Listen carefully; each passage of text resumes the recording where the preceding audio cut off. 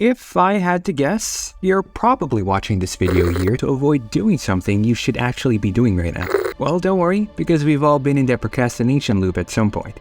But since you've clicked on this video, I'm assuming that you're looking for a solution to that problem. The good news is that there's a way out of that loop, and I'll tell you right now what the solution is, and I promise you it's not any fancy trick or strategy, and I'm not going to tell you to work harder or be more organized. Because the solution is actually much easier, and I'll give it to you right now. Are you ready? The solution is simply boredom. Now, if you're still watching, that's actually a good sign. So let me explain to you what I mean by boredom. But first, we need to understand what exactly procrastination is in order to know how to deal with it. Procrastination is the action of delaying or postponing something. You see, the main challenge that most of us face isn't that we don't know what to do or how to do it. The problem is that we can't really bring ourselves to do the things that we want to do. So the big question is, why do we often find ourselves avoiding tasks that could help us achieve our goals? Wouldn't it be amazing if you could feel a genuine desire to go to the gym regularly, or write that screenplay you've always wanted to write, or complete that to-do list you've been putting off? There are tons of reasons why we might avoid taking action. One reason is the fear of failure, which stems from the belief that we may mess up or not do something absolutely perfectly. This fear can cause us to procrastinate so that we can avoid the possibility of failure. Similarly, the fear of rejection can lead to procrastination, as we fear of being criticized or rejected if we put ourselves out there. Some people also procrastinate because they're perfectionists and feel like they have to do everything perfectly, which can cause them to delay taking action or completing tasks. However, nowadays the primary cause of procrastination is not solely fear, but rather a more profound and underlying reason that has to do with the way our brains operate. Simply, our brains hate boredom. You see, our brains are wired to prioritize short-term rewards over long-term ones.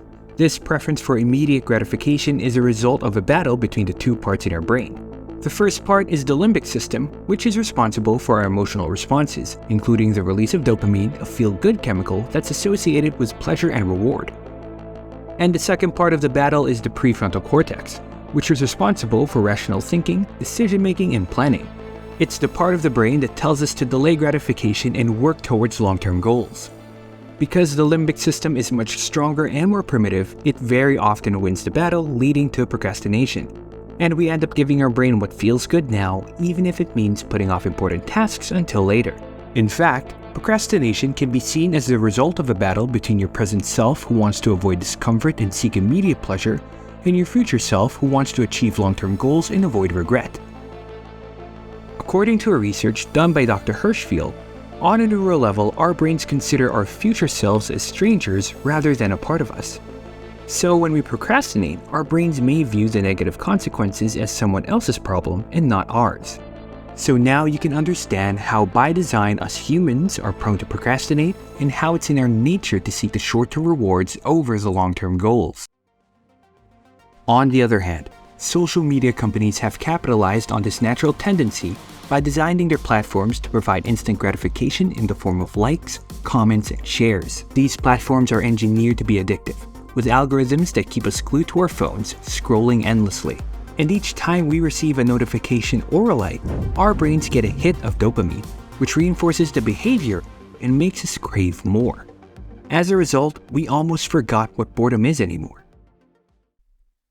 In a 2014 study at the University of Virginia, volunteers were placed in empty rooms with no distractions, except for a button that they can push to give themselves an electric shock.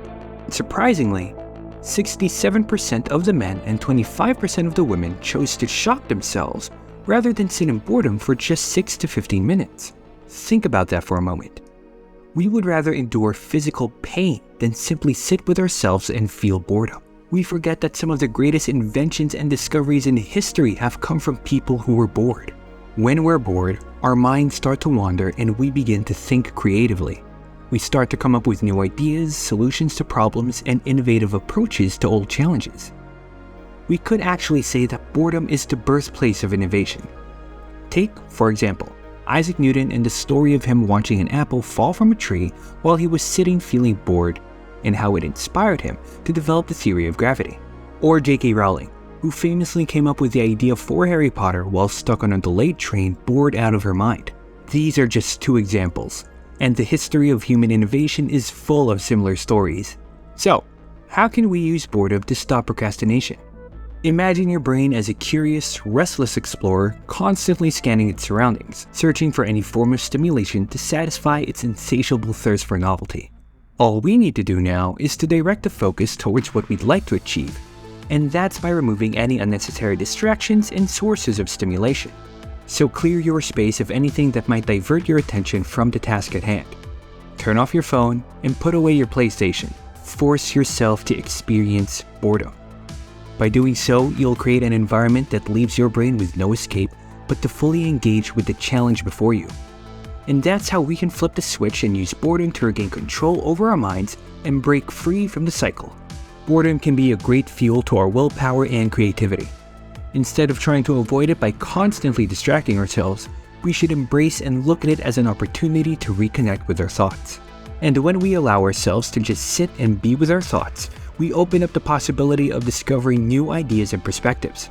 You might even be surprised at what you can come up with and the things you're capable of when you give your mind a chance to be bored.